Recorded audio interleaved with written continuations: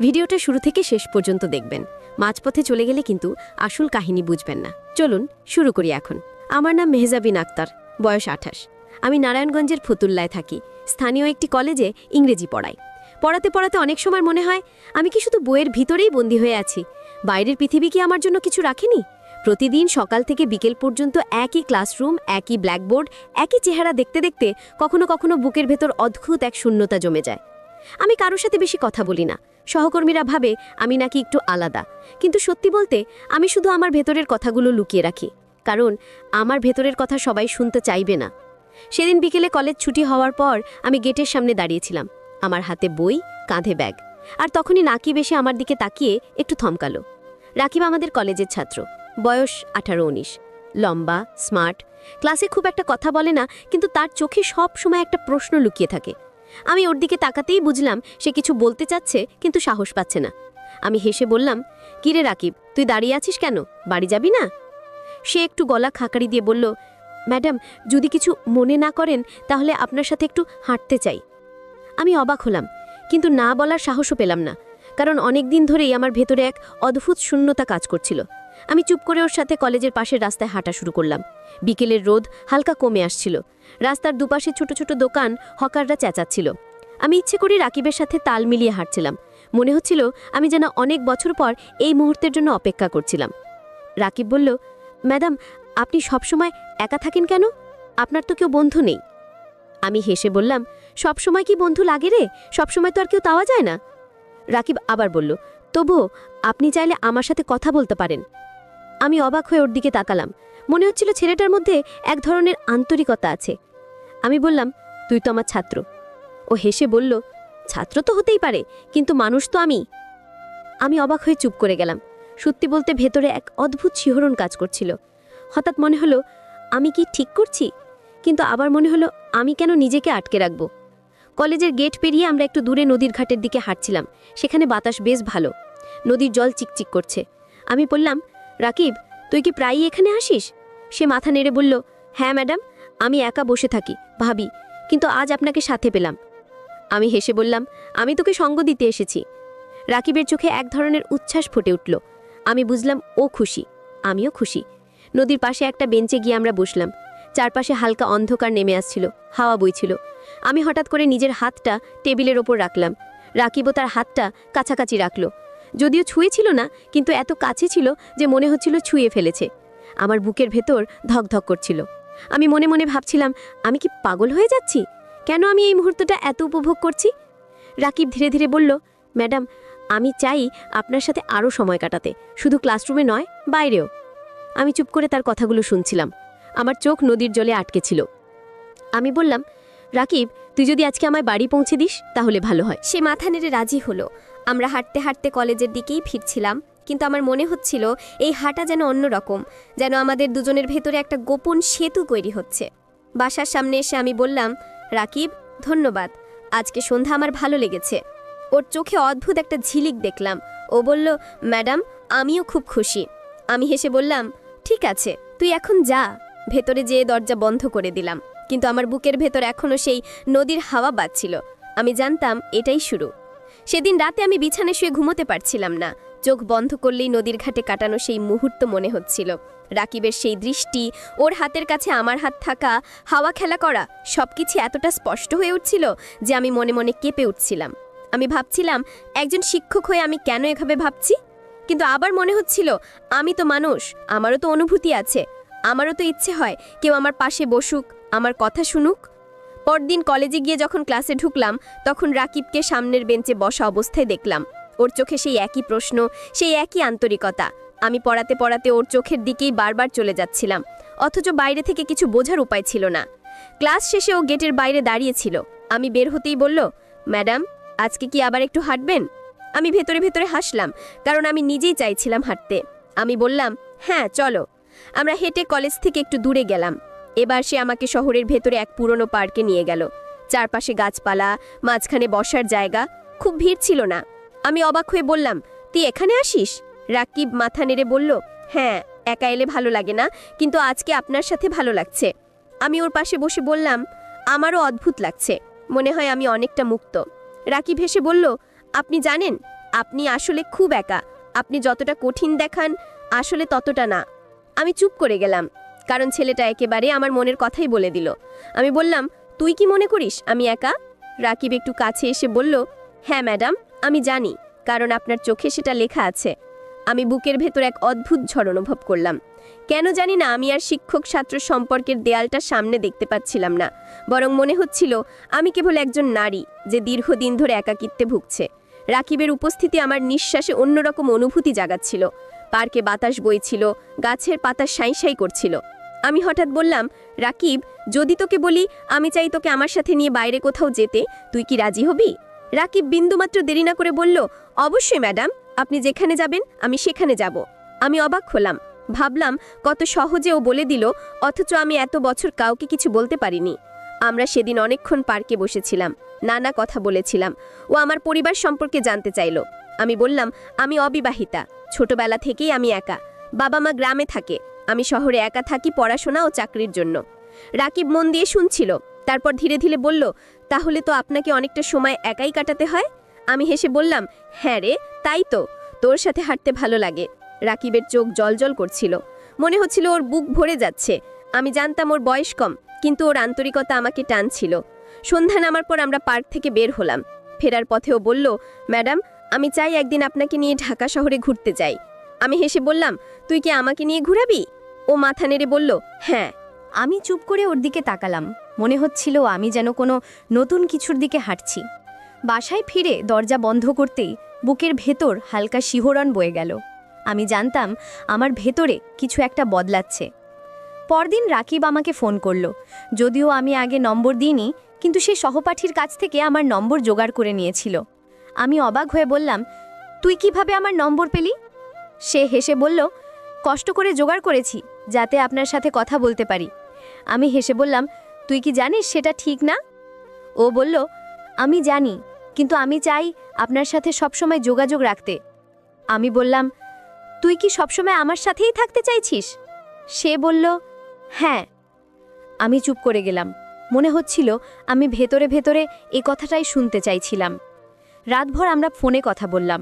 সে তার ছোটখাটো জীবনের গল্প বলছিল, আমি আমার কলেজের চাপের কথা বলছিলাম।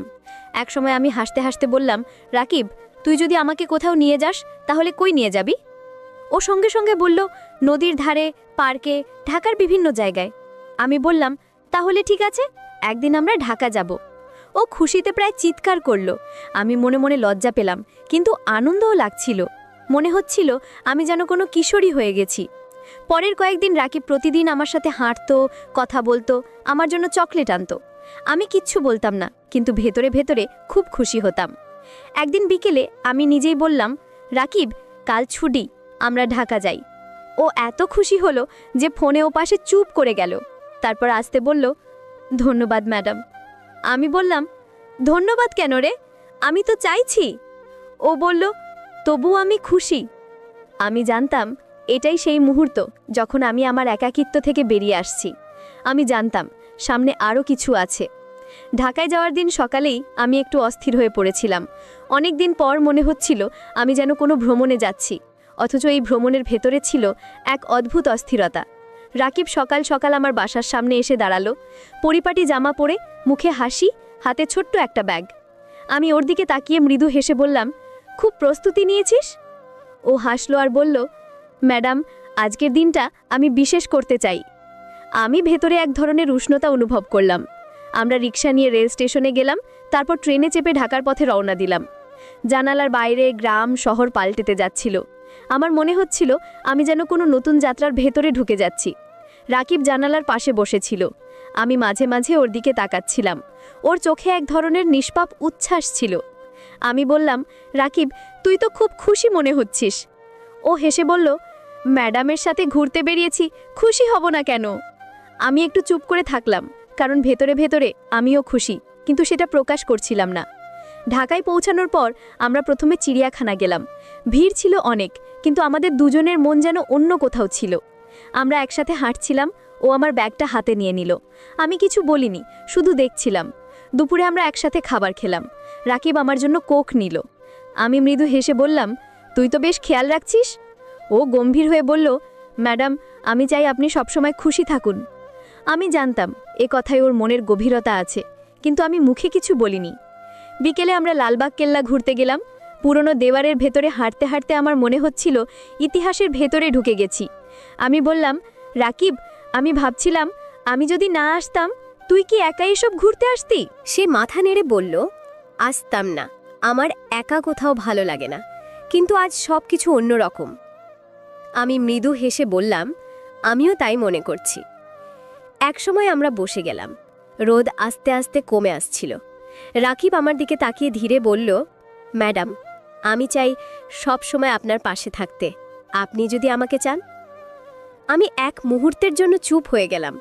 বুকের ভেতরে ভুকপুকানি বেড়ে গেল। আমি ভেবেছিলাম এ কথা শুনব, কিন্তু এত তাড়াতাড়ি শুনব ভাবিনি। আমি আস্তে করে বললাম, তুই জানিস তো আমি তোর শিক্ষক। এই সম্পর্কটা বাইরের মানুষ হয়তো মেনে নেবে না। রাকিব দৃঢ় গলায় বলল, আমি জানি ম্যাডাম, কিন্তু আমি তো শুধু চাই আপনি খুশি থাকুন। আমি অন্য কারো কথায় যাব না। আমি চোখ নামিয়ে বললাম, আমি জানি না আমি সঠিক করছি কি না, কিন্তু আমি চাই না আবার এই একাকিত্বে ডুবে যাই। আমার ভেতরে অনেক বছর ধরে শূন্যতা। রাকিব আমার হাতের কাছে হাত রাখল। এবার আর সরালো না। আমি থমকে গেলাম, কিন্তু সরালামও না, শুধু নীরব থাকলাম। আমার ভেতরে যে ঢেউ উঠছিল তা আমি কারো সাথে ভাগ করতে পারতাম না। সন্ধ্যের সময় আমরা রিকশা নিয়ে ধানমন্ডির লেকের দিকে গেলাম। চারপাশে আলো জ্বলছিল, পানির ওপর সেই আলো প্রতিফলিত হচ্ছিল। আমি বললাম, জায়গাটা সুন্দর? রাকিব আমার দিকে তাকিয়ে বলল, হ্যাঁ, কিন্তু আপনার সাথে থাকায় আরও সুন্দর।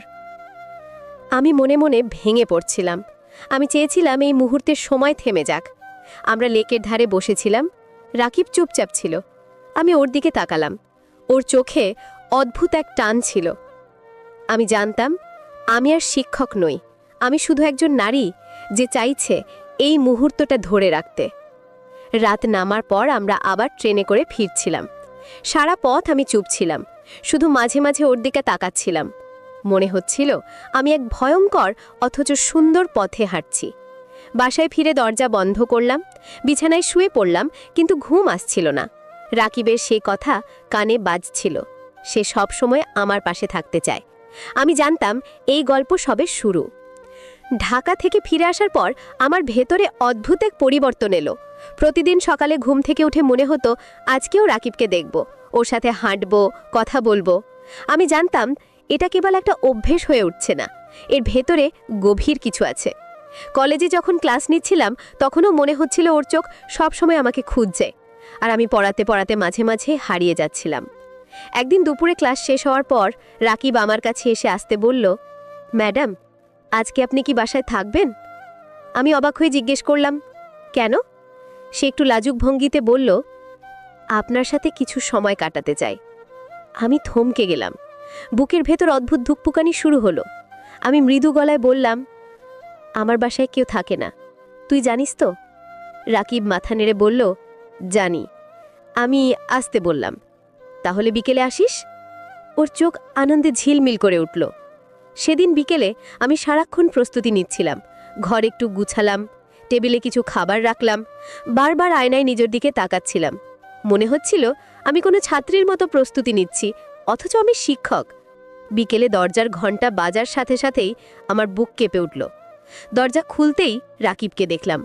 পরিপাটি জামা, হাতে ছোট্ট একটা বইয়ের ব্যাগ, মুখে মিষ্টি হাসি। আমি হেসে ভেতরে আসতে বললাম। ও ভেতরে এসে চারপাশে তাকালো, তারপর বলল, ম্যাডাম, আপনার বাসা বেশ সুন্দর। আমি বললাম, সুন্দর তো নয়, তবে শান্ত। রাকিব বলল, শান্ত মানেই তো সুন্দর। আমি হেসে চুপ করে গেলাম। আমরা বসের ঘরে বসেছিলাম। আমি কিছু নাস্তা এনে সামনে রাখলাম। ও বলল, ম্যাডাম, তো কষ্ট করার দরকার ছিল না।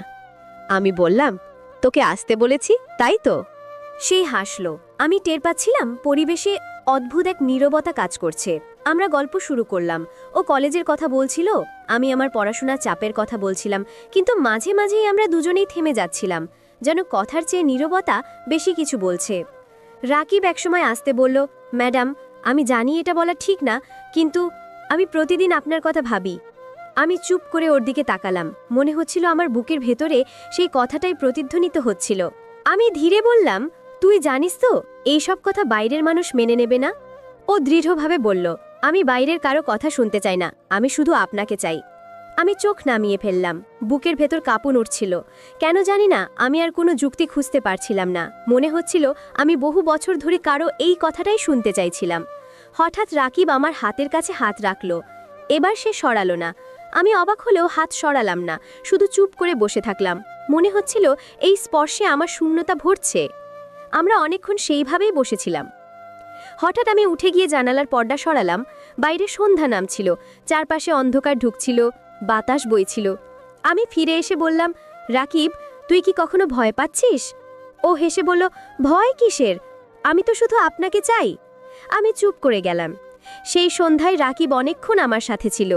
আমরা গল্প করেছি, হাসাহাসি করেছি, আর বারবার মনে হচ্ছিল আমাদের মধ্যে দূরত্ব গলে যাচ্ছে। রাত নামার আগেই ও চলে গেল। দরজা বন্ধ করার পর আমি আয়নায় নিজের মুখের দিকে তাকালাম। মনে হচ্ছিল আমি অন্য কেউ হয়ে গেছি। পরদিন কলেজে গিয়ে রাকিবকে দেখতেই বুকের ভেতর ধুকপুকানি শুরু হলো। আমি ক্লাস নিচ্ছিলাম, কিন্তু মন বারবার চলে যাচ্ছিল আগের সন্ধ্যায়।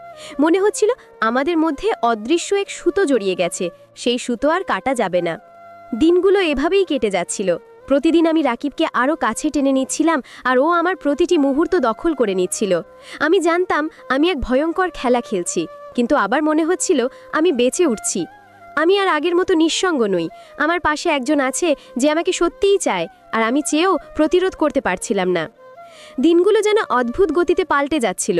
সকালবেলার ক্লাস, দুপুরের ব্যস্ততা, সবকিছুর মাঝেই আমার মাথায় শুধু রাকিব ঘুরছিল। কলেজে ঢোকার আগে মনে হতো আজ ওকে দেখব, ওর চোখে সেই ঝিলিক দেখব, আর সন্ধ্যায় মনে হতো আবার ওর সাথে সময় কাটাতে চাই। আমি জানতাম একজন শিক্ষকের জন্য এটা ভুল, কিন্তু আমি যতটা ভাবছিলাম ততটাই ওর টানে বাধা পড়ে যাচ্ছিলাম। একদিন দুপুরে কলেজ ছুটি হওয়ার পর রাকিব হঠাৎ বলল, ম্যাডাম, চলুন আজকে আমরা একটু দূরে যাই। আমি অবাক হয়ে বললাম, দূরে মানে কোথায়? ও বলল, যে কোনো জায়গা যেখানে মানুষ কম থাকবে। আমি প্রথমে একটু দ্বিধায় পড়লাম, তারপর মনে হলো আমি নিজেই তো চাইছিলাম কোথাও নিরিবিলি সময় কাটাতে। আমি মাথা নেড়ে বললাম, ঠিক আছে। আমরা দুজনেই রিক্সা ধরে শহরের বাইরে একটু দূরে গেলাম, একটা ছোট্ট নদীর ধারে যেখানে মানুষ কম। চারপাশে খোলা মাঠ, ঝোপঝাড়, দূরে কেবল কয়েকটা বাড়ি। নদীর পাশে বসতেই আমি টের পেলাম এক অদ্ভুত শান্তি।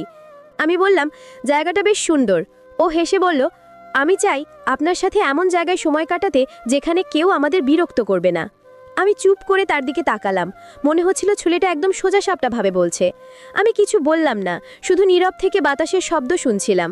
নদীর পানি হালকা হাওয়ায় দুলছিল, রোদ ধীরে ধীরে কমে আসছিল। রাকিব আমার দিকে তাকিয়ে বলল, ম্যাডাম, আমি চাই আপনি জানুন আমি আপনাকে কতটা চাই। আমি বুকের ভেতরে কেঁপে উঠলাম। আমি আস্তে বললাম, তুই জানিস সেটা ঝুঁকিপূর্ণ। আমাদের সম্পর্ক যদি কেউ জানে তাহলে অনেক সমস্যা হবে। রাকিব আস্তে আস্তে মাথা নেড়ে বলল, আমি জানি, কিন্তু আমি ভয় পাই না। আমি শুধু চাই আপনি আমার সাথে থাকুন। আমি চোখ নামিয়ে ফেললাম, কারণ আমি জানতাম এই কথাই আমার ভেতরে সত্য। আমি আসলে চাই ও আমার সাথে থাকুক। আমি চাই কেউ আমাকে চাক। আমি চাই একাকিত্ব ভাঙুক। আমি সেই মুহূর্তে বুঝলাম আমি আর নিজেকে আটকাতে পারবো না। আমরা অনেকক্ষণ নদীর ধারে বসেছিলাম, কথা হচ্ছিল না, কিন্তু নীরবতার ভেতরেই যেন সব কথা হয়ে যাচ্ছিল। হঠাৎ আমি উঠে দাঁড়ালাম, বললাম, রাকিব, চল বাড়ি ফিরি। ও আমার দিকে তাকিয়ে আসতে বলল, ম্যাডাম, আমি চাই আরও কিছুক্ষণ এখানে থাকতে। আমি হেসে বললাম, ঠিক আছে, কিন্তু অন্ধকার হয়ে আসছে। আমরা কিছুক্ষণ দাঁড়িয়ে নদীর দিকে তাকালাম, তারপর একসাথে রিকশায় করে ফিরলাম।